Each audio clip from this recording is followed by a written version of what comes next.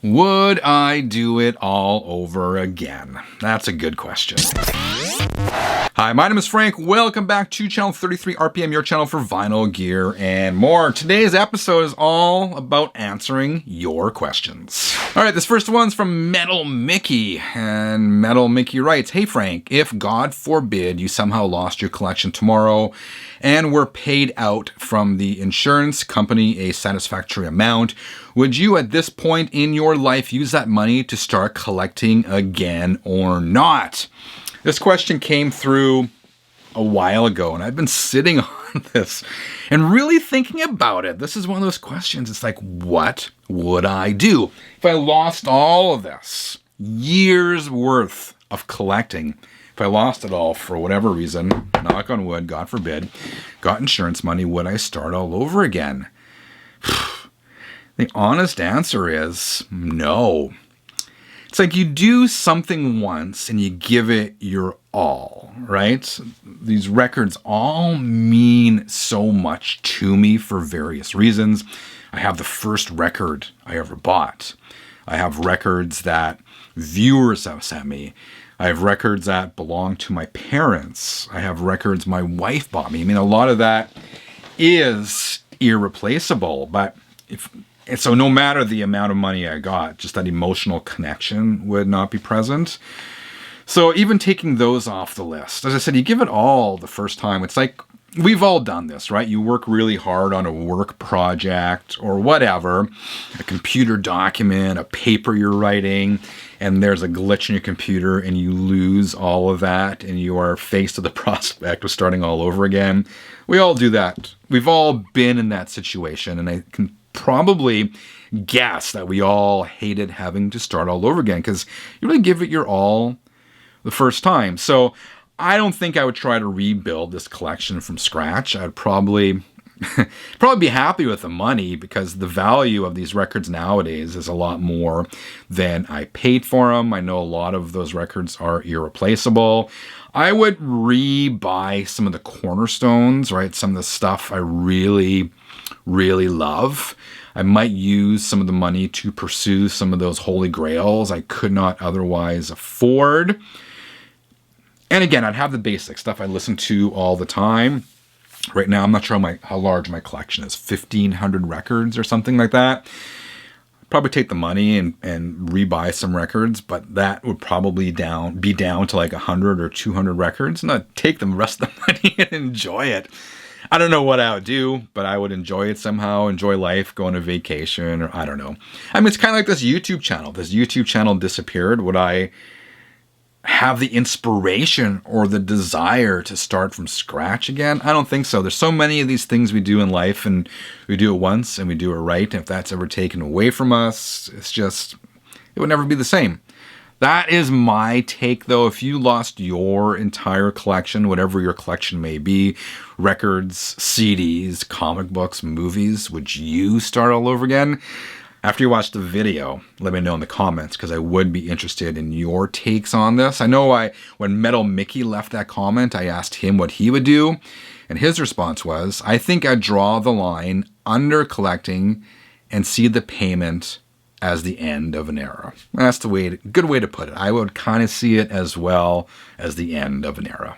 Okay, Joe wrote, "Hey Frank, mailbag question for you. Relates to when I was in college and had my records on campus. While I was out, my roommate loaned out a couple of my records and I never saw them again. Has this ever happened to you? People borrowing records or CDs and never returning them?" Yes, it has. I would imagine it's happened to a lot of us. And for that reason, I won't lend people records. I generally won't lend most people anything anymore. Records, have I ever lent a record? I haven't lent a record to anyone since I was a kid, but I used to lend CDs and DVDs to friends and books. A lot of times I would never get it back for whatever reason. They would forget to give it to me. I would forget to ask for it, whatever. So nowadays I generally won't lend things out. And if I do, I'm kind of thinking, well, that's fine. You can just keep it. I probably won't see it again anyway. So no, I don't really lend a lot of things to people anymore. Tony wrote, hey, great channel. Been watching for years. Thanks, Tony. Appreciate that. He says, how long did it take to reach 1,000 subscribers? I just started a channel. Hopefully it will catch on. Thank you. I think, and this is going back to like 2014, 2015, I think it probably took me a year or so. But let me check out your channel here. All right, what are you at now? The time of recording this video, you are getting close to 250 subscribers, posting regularly, good thumbnails. I think you're probably well on your way, Tony. I'll leave a link to your channel below this video. Maybe if someone's watching this will want to check it out as well. Adam, what is your take on automatic versus manual turntables? This is another one of those things where serious listeners are supposed to use manual turntables for a variety of reasons. I have both, manual and automatic. I probably have more manual turntables than anything else. Not for any particular reason other than that is just what I have. I think there's a time and place for both. I love the convenience of automatic, but my favorite turntable of all time, the Technics SL1200, is fully manual, and that is my dream turntable. But yeah, both. G. Nair, did you recently pierce your ear, or is the black earring just a newer addition? Just curious. Yeah, it's my midlife crisis. It's not. It's I got my ear pierced like 30 years ago, and I wore an earring forever. Then I stopped for a while. And honest to goodness, my 14-year-old wanted to get her ears pierced, and she was kind of like on the fence. So I just threw an earring in to show her that even I wore an earring and got my ear pierced. It was no big deal. And I just keep it in there once in a while. Maybe it is part of the midlife crisis. I don't know. Happy Hippie, the vinyl guy, Rod. He writes, Crown Royal is my favorite whiskey too, man. Here's my question. Do you let people eat or drink in your record room or your listening room? Yes, Crown Royal. I do love Crown Royal. Would I let people eat or drink in here? I think so. I mean, this is my office. It's my music room. It's a whole bunch of stuff. I work at home sometimes, and I sit here and have a glass of water.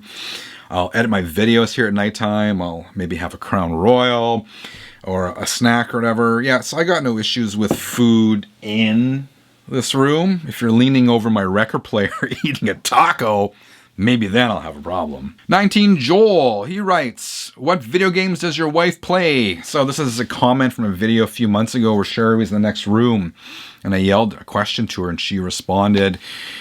She plays a lot of games, but at that particular time she was playing Minecraft. She likes going in Minecraft and building stuff. All of us in this house kind of play video games to one degree or another. I've been playing all winter long Donkey Kong Returns with my 11-year-old, and I gotta say, we are almost done that game. Okay, this next question from Carrie. Carrie writes, as always, great video. Thank you very much. He says, my 3 favorite artists to collect are Elvis, Kiss, and Waylon Jennings. What are your 3 favorite artists to collect? Good question. Because just because you collect an artist doesn't necessarily mean they are your favorite artist. A lot kind of goes into that. 3 favorite artists for collecting. Probably Kiss would be one of them. They always have really cool packaging. Plus, if you get into the 1970s stuff, collecting all those inserts and whatnot. Same would go for Alice Cooper. And the 3rd one to collect on vinyl. Oh, man, that's a hard one. Maybe Black Sabbath. Particularly the 1970s stuff. And I love collecting the various versions, like from different countries back in the day. Now, Alice Cooper, Kiss, and Black Sabbath are not necessarily my 3 favorite bands, but what really makes those artists fun to collect on vinyl, again, is the packaging, the artwork, the bonus items, all that cool stuff. Sean, if you could only listen to one album for the rest of your life, what would it be? This is an impossible question to answer. How could you only live with one album for the rest of your life? I would almost pass on it. I would almost say, just take all my records because I couldn't pick one. Because eventually, if you only had one album to listen to, your favorite album, after a while you would start to despise your favorite album if that's the only piece of music you had to listen to. Graham writes, a couple questions for you. Can you do another random record challenge where Sherry, my wife, picks out records randomly and you tell us a little bit about them? Yes, I will. Those videos never do super well, but I have a lot of fun doing them. So yes, I'll do another one of those, hopefully in the next month or so. Graham also writes, you did a t-shirt with a cartoon figure of you back along. Any plans to bring that back for a short limited run? Sure, yeah, I can do that. Give me a couple weeks, I'll throw that up in the merch store again. Darlene writes, how about Pepsi and vinyl? I'd love that. Keep on spinning. I think Darlene is talking about the Pepsi inspired t-shirts I used to sell. I had to stop that one because they were in, there's a copyright violation. It was a little too close to the Pepsi logo.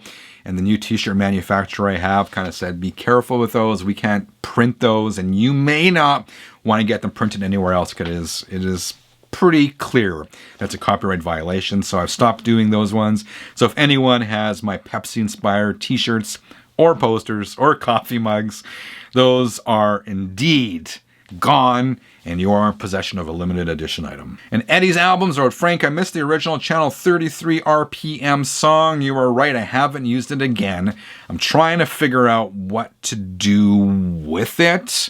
Maybe I'll re-edit the images or do something new with it because I do want to bring it back. But until then, Channel 33 RPM, yeah, 33 RPM, Channel 33 RPM, yeah, final gear ever. all right, 33ers, thank you for watching. If you have a question for a future Q&A video, throw it in the comments below. Have a great rest of the week. I'll see you again real soon. Until then, keep on spinning.